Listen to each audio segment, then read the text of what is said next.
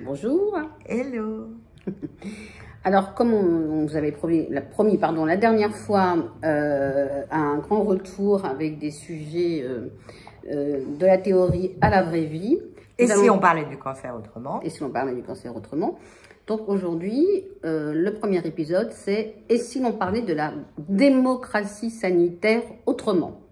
C'est ça. C'est ça. Sachant que, évidemment, c'est dans la série « Et si on parlait du cancer autrement » que ça concerne évidemment le cancer, mais ça va aussi un peu au-delà pour le coup. Ah oui, la démocratie sanitaire, ça va au-delà, j'imagine.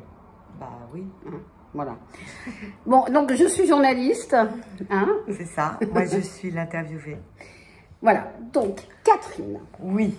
C'est quoi exactement la démocratie sanitaire? Qu'est-ce qu'il y a sous ce terme très pompeux de démocratie sanitaire? Qu'est-ce que ça comprend?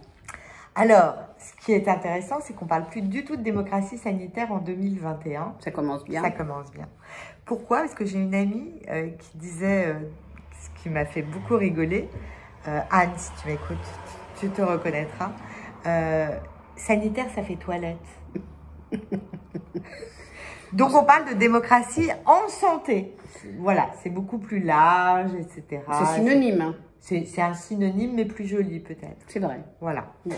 Alors, c'est quoi la démocratie en santé? Alors, en fait, la démocratie en santé, ce serait, pour résumer, les droits des patients, d'une part, individuels et collectifs, qui sont consacrés par une loi très importante, qui est la loi Kouchner du 4 mars 2002. D'accord. On en reparlera. Et puis, d'autres lois qui sont arrivées. Et en fait, c'est la participation des patients au niveau individuel ou au niveau collectif à tout ce qui les concerne. C'est-à-dire qu'il n'y a pas de raison. Finalement, la santé était encore la seule industrie dans laquelle on ne parlait pas alors je vais dire un mot qui va choquer les gens, aux consommateurs. Finalement, les patients sont les personnes pour lesquelles la santé existe, le grand public, mais finalement, ils ne participaient pas à ces décisions. Donc, il y a une première loi, c'est la loi du 4 mars 2002. Tu peux nous donner un exemple concret, là, parce que ça, c'est la théorie, donc moi, tu sais que je suis la pratique. Concrètement, par exemple, alors, par exemple, donc dans cette loi du 4 mars 2002, on a décrété que les patients avaient des droits. D'accord. Alors, des droits individuels, comme l'information. D'accord. Alors, ils ont le droit d'être informés, une information claire. Et tu sais comme moi que lorsque un médecin te dit « Est-ce que vous avez compris ?» et que tu réponds oui ou non, si tu dis oui, tu n'as peut-être pas tout à fait compris. Donc, l'information doit être claire, mais le médecin ou le soignant est censé dire « Mais qu'est-ce que vous avez compris exactement hein ?» Il doit faire reformuler. Oui. Exactement.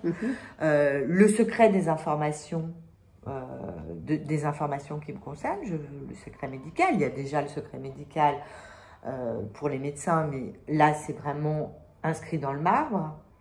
Oui. Il y a le droit au choix de l'endroit où tu vas te faire soigner, le droit de consentir ou pas aux soins qu'on te propose. Alors, ok, mais par exemple, moi, j'entends dire de temps en temps par mes patients, ça c'est la pratique, la vraie vie. Quand je pose une question à mon oncologue, il me dit, écoutez, c'est pas vous qui posez les questions, c'est moi. Quand ma gynéco a découvert mon cancer, elle m'a envoyé directement à tel endroit de soins, etc., etc. Alors, quand ça se passe comme ça, mettons qu'un oncologue dise à un patient, ah bah, écoutez, c'est pas vous qui posez les questions, c'est moi. Je vais pas vous faire un cours d'oncologie. C'est quoi son recours au patient? Qu'est-ce qu'il peut faire? Ah ben, il change de médecin. Ouais, mais tu sais bien qu'ils osent jamais. Ah, mais ils osent jamais. Enfin, il faut oser dans la vie. Il faut oser. Regarde, on nous faire des vidéos. Donc, il faut oser. Il faut oser changer de médecin. Il faut oser prendre un deuxième avis. Il faut oser poser ses questions. Et moi, je dis toujours, et tu le dis aussi, il faut toujours avoir un petit carnet. Je suis d'accord avec toutes les questions. Et vous ne vous levez pas tant que toutes vos questions sont pas posées. Je suis d'accord. Et puis, tu as le droit de consentir ou pas. Tu as le droit de consentir, de choisir, de consentir. Tu parlais du gynécologue. Le gynécologue t'envoie dans un hôpital pour faire soigner d'un cancer. Ben, si le médecin ne te plaît pas, si c'est trop loin de chez toi, si tu n'as pas envie, tu peux aller dans un autre centre. Je suis d'accord complètement à 1000% avec toi, mais tu sais bien que les patients sont en état de fragilité. Et donc, ils n'osent pas toujours demander un deuxième avis. Ils ont peur de vexer le premier. Ils ont peur qu'après, s'ils reviennent vers lui, il n'apprécie pas, enfin, etc., qu'il va moins bien le soigner. C'est un fantasme, tout ça, parce que... Mais je sais qu'il peut arriver que des médecins ne le prennent pas très bien. Oui, alors ça, on en parlera peut-être dans la vidéo du deuxième avis. On développera. Mais je pense qu'il faut oser et on a des droits, il y a des lois. On a des droits et pas des devoirs, mais on en reviendra peut-être à la fin. Ce sera important de donner les droits parce que comme ça, au moins, les patients, ils peuvent aller...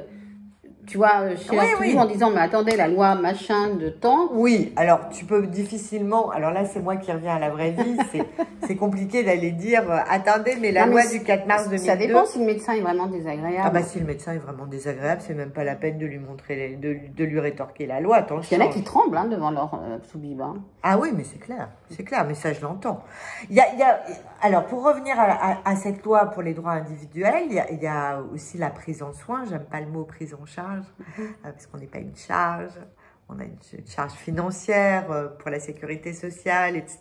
Mais on est pris en soin, pas pris en charge. Donc tout ce qui concerne la douleur, le droit d'avoir accès aux thérapeutiques les plus efficaces, qui existent évidemment. Il faut les connaître, encore faut-il les connaître. Oui, mais ça c'est un droit et a priori les médecins te donnent quand même les thérapies les plus efficaces actuelles. Oui, voilà. Ça, je suis mais c'est un droit, voilà. Et c'est un devoir pour le médecin. Et c'est un droit de refuser un traitement par exemple? Absolument, absolument. Par exemple, quelqu'un dit j'ai pas envie de faire de la chimio, il a le droit de pas en faire. Mais évidemment, c'est son propre corps, c'est sa propre vie, bien entendu, bien entendu. Et d'ailleurs dans la décision partagée, et on en parlera, teaser,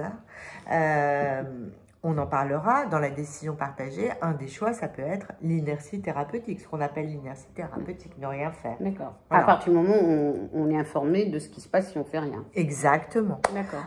Et puis il y a les droits sur la fin de vie, qui ont été en plus alimentés, en plus de la loi 2002, par la loi 2005, la loi Leonetti, etc. Mais ça, on en reparlera aussi sur les directives anticipées. Et puis, des recours où on peut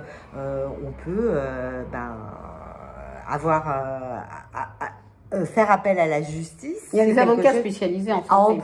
En plus.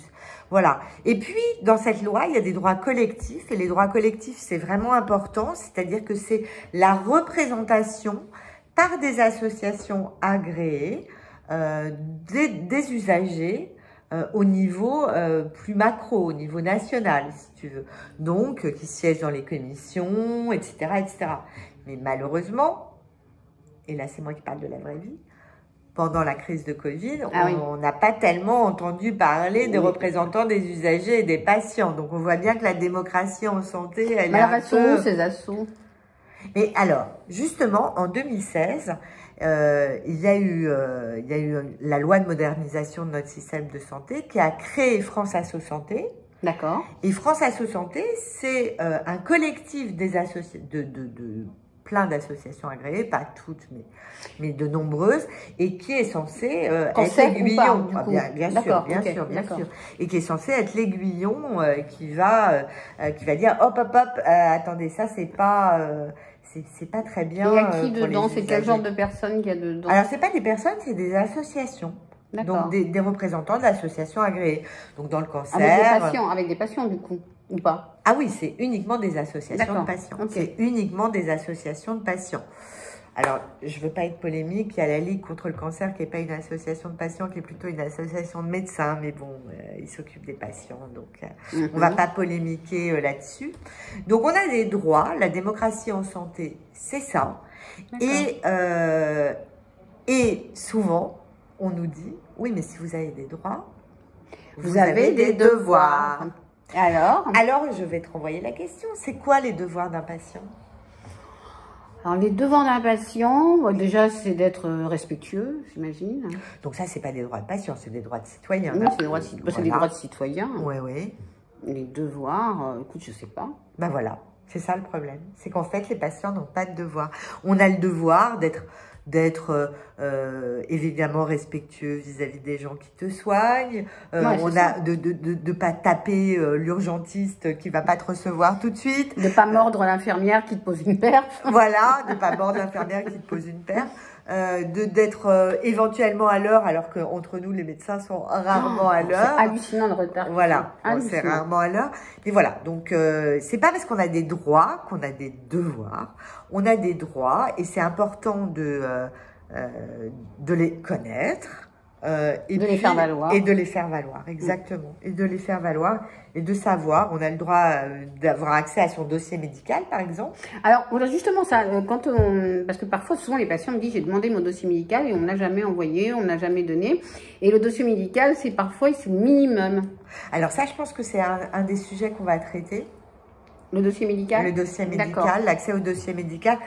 On a plein de trucs à voir. On a plein de trucs à voir. Mais le dossier médical, en fait, bah oui, on a le droit à son dossier médical, accès à son dossier médical. Parfois, les hôpitaux vous le font payer, ou en tout cas, vous font payer les photocopies. Oui, les photocopies. Bon, les photocopies. Voilà, mais vous avez le droit à votre dossier médical, il vous appartient. Et on va avoir un espace numérique en santé, on en parlera, où il y aura tout le dossier médical, tout votre dossier médical qui vous appartient et qui sera sur Amélie. Voilà. Donc ça on en parlera plus tard. Mais voilà, en gros, la démocratie en santé, c'est des droits, pas des devoirs. Des droits individuels, des droits collectifs, on a le droit d'être représenté. Par exemple, on n'a pas parlé, mais dans le fait d'avoir des recours, il y a maintenant, on a le droit à des class action, tu sais. C'est quoi les class action? Les class action, c'est-à-dire de se mettre à plusieurs pour avoir un recours et attaquer, par exemple, quelqu'un qui pourrait ne pas avoir respecté les droits de plusieurs personnes. Et donc, est-ce qu'il y a un endroit où le patient peut trouver ses droits? Alors, il y a la charte du patient hospitalisé, par exemple, qui est affichée dans tous les hôpitaux et cliniques. Voilà, donc ça c'est important de la lire. Et puis, les droits, vous les trouvez sur Internet, c'est assez simple. Et il faut taper droit du patient? Enfin, il faut taper droit des patients, il faut taper loi, droit des patients, etc. Il n'y a pas un truc spécial, c'est ça que je veux dire. Il n'y a pas, à ma spécial. connaissance, alors c'est pas un joker, mais à ma connaissance, il n'y a pas d'endroit où il y aurait répertorié de façon simple tous les droits des patients. Mais a priori, je pense qu'on a énormément de droits. On est en France, on a vachement de chance. Merci Monsieur Kouchner. En attendant, on va bientôt fêter les 20 ans. La loi du 4 mars 2002, c'est au mars prochain. C'est vrai, ça? Mais oui, les 20 ans. Alors, et ça a bien évolué en 20 ans?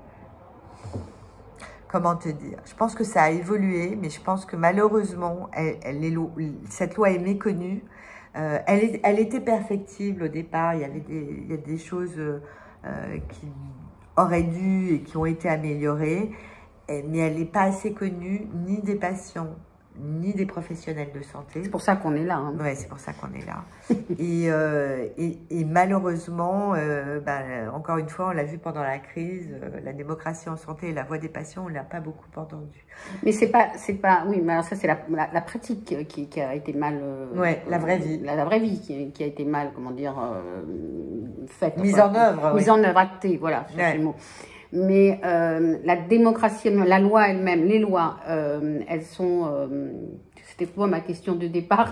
Alors, je ne peux pas... Si vous avez la réponse à la question, c'était quoi ma question de départ de 4, nous sommes preneurs. Non, je veux dire, elles sont perfectibles, elles bougent ou... Oui, ça bouge beaucoup. Ça évolue, voilà, si ça avait évolué en 20 ans. Oui, alors ça a évolué au niveau des lois. Il y a eu plein de lois. Il y a eu la loi HPST sur les hôpitaux avec la représentation des patients dans les hôpitaux en 2009. Il y a eu la loi 2005-2016 sur la fin de vie. Ça, donc, beaucoup de gens ont entendu parler parce que ça fait un barouf médiatique quand même important. Il y a eu en 2016 la loi de modernisation avec du système de santé avec la création de France Asso Santé. En 2019, il y a eu l'intégration dans la loi du fait que la formation des professionnels de santé devrait être améliorée par la présence de patients dans les facs. Donc voilà, on avance On bouge. petit à petit, mais ça fait 20 ans, donc moi je trouve ça long, tu vois. 20 ans, c'est pas mal. Voilà. Ouais, 20 ans, c'est beaucoup. C'est beaucoup, oui. Donc restez vigilants et Informez-vous. Informez-vous, évidemment. Et le 4 mars 2022, je pense qu'il y aura Il y aura pas mal une de fête. choses. Ouais, il y aura Super. pas mal de choses sur la démocratie en santé. Donc, on ne dit plus démocratie sanitaire parce qu'on ne parle pas de toilettes. On dit démocratie en santé. Et tout ce dont ou la plupart des choses dont on va vous parler dans ces 10 ou 12 vidéos, ça découle de cette loi fondatrice qui est la loi Kouchner. D'accord. Voilà. Bon, ben, si vous T'as avez des compris questions, ou pas moi, oui, je crois. Waouh. Non, non, ça veut dire que j'ai été claire.